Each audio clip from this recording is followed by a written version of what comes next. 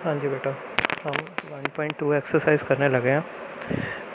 1.2 exercise करने से पहले हमें फंक्शंस के बारे में पता होना चाहिए कि फ़ंक्शन क्या होते हैं और कितनी तरह के होते हैं। मेनली जो फंक्शन है वो है तो कई तरह के बेटा, बट जो हमें इस एक्सरसाइज में यूज़ करने के लिए चाहिए 1.2 में, वो दो हैं। कौन कौन से? 1 फंक्शन एंड ऑन2 फंक्शन। 1 फंक्शन को हम इंजेक्टिव फंक्शन भी कहते हैं और ऑन2 को सर्जेक्टिव भी। ऑन2 को सर्जेक्टिव फंक्शन और 1 को इंजेक्टिव फंक्शन।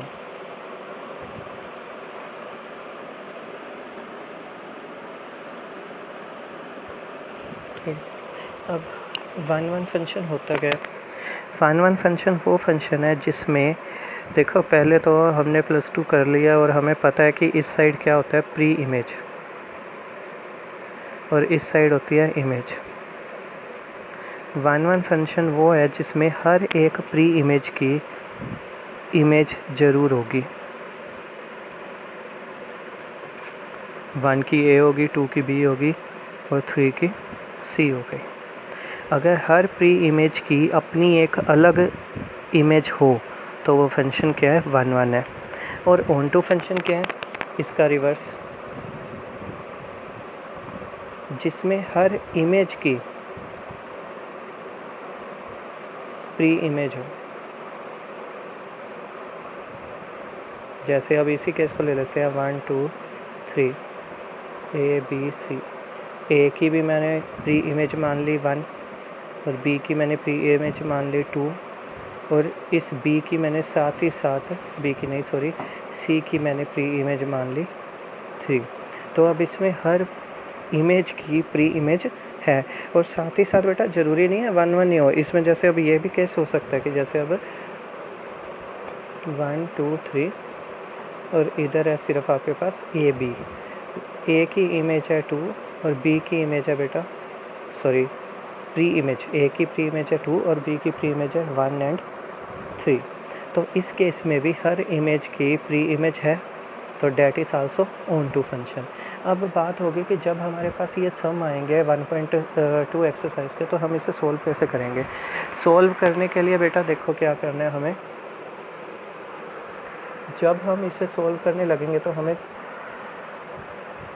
हाँ जी, हम इसमें क्या दिखाएंगे बेटा, अगर आपके पास बाई चांस ये सम आता है कि इससे रिलेटेड सम आता है, तो या तो हम ये प्रूव कर सकते हैं कि हर एक प्री इमेज की इमेज दिखा दो। दूसरा हम क्या प्रूव कर सकते हैं, इसमें हम क्या करेंगे, उसने कोई ना कोई फंक्शन दिया होगा, जैसे f(x) सपोज करो देता है 3x + 1। अब ऐसे केस में जब मुझे वो इक्वेशन दी होगी, मैं क्या करूँगा, एक जगह x1 रखूँगा x की जगह और इक्वल रखूँगा x2 को, कि मतलब मैंने इस वेरिएबल की जगह, x वेरिएबल की जगह क्या रख दिया, x1 एंड x2। और सोल्व क्या किया, f(x1) जो भी फंक्शन था 3x1 + 1 = 3x2 + 1, मीनिंग जहाँ x1 और जहाँ x था वहाँ एक बार x1 लगा के लिख दिया, इक्वल में रख दिया, जहाँ x था वहाँ x2 लगा के। अब ये 1 और 1 आपस में कैंसिल, ये आपका आ गया 3x1 = 3x2, ये 3 और 3 भी कैंसिल, आपका आ गया x1 = x2।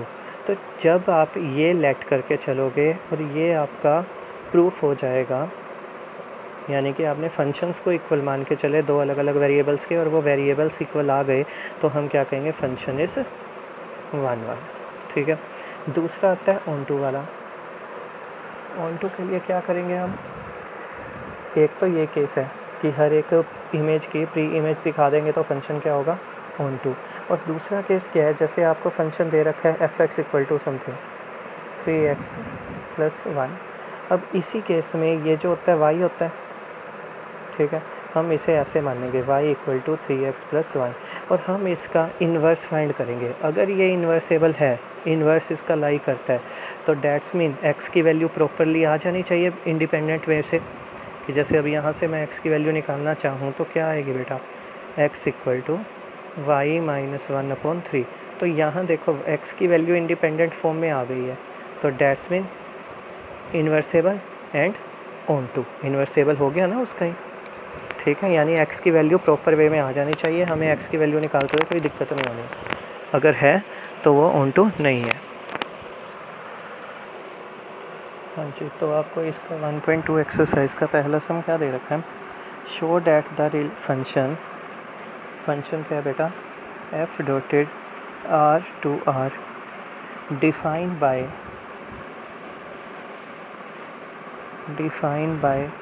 fx equal to 1 by x is 1 1 and on 2। देखो अब इसके आप अपनी बुक खोल लीजिएगा सामने, उसने जो सम दिया है उस सम में फर्स्ट पार्ट में उसने दिया है कि fx फंक्शन जो है f r से r है, defined by fx equal to 1 by x, ये रिलेशन दे दिया, जो भी हमने बीच में उसके पुट करना है, इस 1 1 एंड ऑन 2। अब हमारा मेन काम है इस फंक्शन को 1 1 एंड ऑन 2 पुट करना। अब एक चीज़ देखना बेटा, r का मतलब होता है रियल नंबर, यानी कि पॉइंट वाले, अपॉन फ्रैक्शन वाले, नॉर्मल डिजिट, इंटीजर, सब इसमें आ जाते हैं, यानी कि हम अपॉन वाले की भी बात करेंगे, सब की बात करेंगे। और ऐसे में देखो अगर इसे सोल्व करना तो क्या है, सबसे बढ़िया आइडिया हम ये क्या करेंगे, फर्स्ट ऑफ ऑल 4 1 1 फंक्शन के लिए क्या किया हमने, लेट कर लिया fx1 इक्वल टू fx2, क्या आ गया बेटा, ये 1/x1 इक्वल टू 1/x2। बताया था आपको कि वैल्यू पुट कर देते हैं, रेसिप्रोकल या फिर क्रॉस मल्टीप्लाई कर दो, x1 इक्वल टू x2 आ जाएगा। तो आपने क्या किया, फंक्शन इक्वल लेके चले और वेरिएबल्स को इक्वल शो कर दिया, that's mean function is fx is 1 1। दूसरा 4 on 2, सिंपल है, मैं क्या लेके चलूँगा, fx की जगह y equal to 1 by x equal to 1 by y। और अगर 1 बाई y x की वैल्यू प्रॉपर फॉर्म में आ गई है तो डैट्स मीन कोई मतलब कन्फ्यूज़न नहीं है, y की x की वैल्यू फाइंड करने में कोई दिक्कत नहीं आ रही, सिंपल वे में आ चुकी है उसकी वैल्यू x की फॉर्म में। तो ये क्या होगा, function is fx is on 2, ठीक है।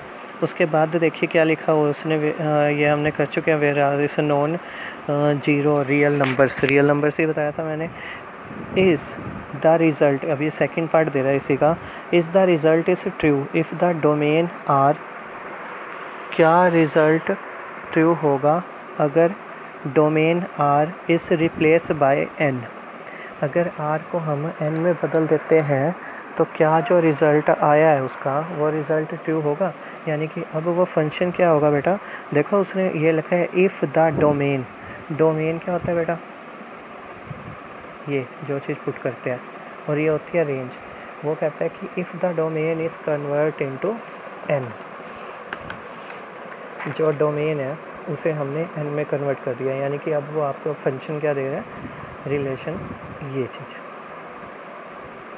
नाउ अब देखो यहाँ अगर इसके लिए आपने यही फंक्शन प्रूफ करना है बेटा, तो ये 1 बाई एक्स नहीं कर सकते, क्योंकि नेचर नंबर है, n का मतलब नेचर नंबर में जो है आपका कोई फ्रैक्शन वाला नहीं आता, आपका कोई वो नंबर नहीं आता जिसमें आप 1 अपॉन कुछ कर सको या फिर डेसिमल में कन्वर्ट कर सको। तो यहाँ पे वो नेचर नंबर कैसे करेगा, यहाँ पे हमें इसे एग्जांपल देके सोल्व करना पड़ेगा, कुछ ना कुछ ऐसी वैल्यू बताकर। हाँ जी बेटा, अब देखो इसे प्रूफ करने के लिए क्या करो, एक नॉर्मल सी बात है, ये जो n है, ये आपका n जो है इस साइड है, ये रफ वर्क है, मैं आपको वैसे ही बता रहा हूँ, और जो r है आपका इस साइड है। r का मीनिंग है फ्रैक्शन भी, डेसिमल वाले भी, और नेचर नंबर भी, और सब। और n का मतलब है 1 से शुरू होकर 2 and so on positive infinity, ना इसमें डेसिमल है ना इसमें फ्रैक्शन है। अब fx equal to 1 by x, 1 की इमेज 1 बाई 1 अप्लाई होगी, 2 की इमेज 1 बाई 2 0.5 आएगा रियल नंबर्स में, 3 की इमेज 1 बाई 3 वो भी अप्लाई हो जाएगी, इवन तो इन्फिनिटी की इमेज 1 बाई जो भी मानना होगा, हमने 100 मानना है तो 1 बाई 100 कुछ ना कुछ आ जाएगा। तो वो इधर लाई करेगा आर में, यानी कि every pre image has its over image. तो मैं इसे सिंपल मान सकता हूँ, वही चीज़ जैसे हम करते हैं late fx1 equal to fx2।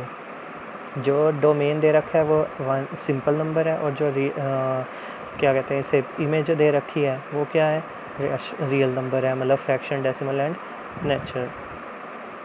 तो ये आ गया आपके पास 1/x1 इक्वल टू 1/x2, 1 से 1 कट जाएगा, x1 इक्वल टू x2, मतलब क्रॉस मल्टीप्लाई करके आप कह लो इसे। तो हमने फंक्शन माना था और हमारा वेरिएबल्स इक्वल आ गए, तो फंक्शन इस 1 1। अब बेटा इसके इन्वर्स पे आओ, यहाँ इन्वर्स आपको एग्जांपल देना पड़ेगा 4/2। एक फंक्शन माना जिसमें 1 की जो यहाँ तो नेचुरल नंबर है और यहाँ रियल नंबर है, ठीक है। हमने अभी अभी इस फंक्शन का इन्वर्स किया था, तो मेरी x की वैल्यू क्या आई थी, 1/y, ठीक है। y की वैल्यू 1/x थी और x की वैल्यू आई थी 1/y। अब यहाँ पे अगर कोई आपके पास वैल्यू है रियल नंबर 0.5 लगा, ठीक है, या फिर 1.2 लगा लो, क्या उसकी प्री इमेज होगी यहाँ, मीनिंग 1/12/10 6 क्या गया मैं 12/10, ये कितना आया बेटा 6/5, 6/5, और उसका यहाँ जाकर क्या बनेगा 5/6, क्योंकि इन्वर्स होता है ना। और इन्वर्स होने के कारण क्या ये 5/6 नेचुरल नंबर में लाई करेगा, नहीं लाई करता। तो आप एक नॉर्मल एग्जांपल भी दे सकते हैं और सिंपल भी लिख सकते हैं कि 1 वैल्यू ऐसे दिखानी है, ऐसे दिखा दो और सिंपल कह दो 6/5 f dotted n goes to 6/5, but f dotted 6/, जैसे इसका ये ना लिखिए, आप सीधा कहिए inverse x equal to 1/y not true, ठीक है, कि वो एग्जिस्ट नहीं करता। हम क्या करेंगे, हम इस वाले केस को एग्जांपल के थ्रू बताएंगे कि जैसे 1/2 1.2 6/5 तो रियल नंबर में है, पर वो जो है नेचुरल नंबर में उसकी जो प्री इमेज है 5/6 इन्वर्स की, वो उधर नहीं एग्जिस्ट करती, क्योंकि वो क्या है नेचुरल नंबर है। तो ये हम लिख देंगे और साथ में लिख देंगे function is not onto, ठीक।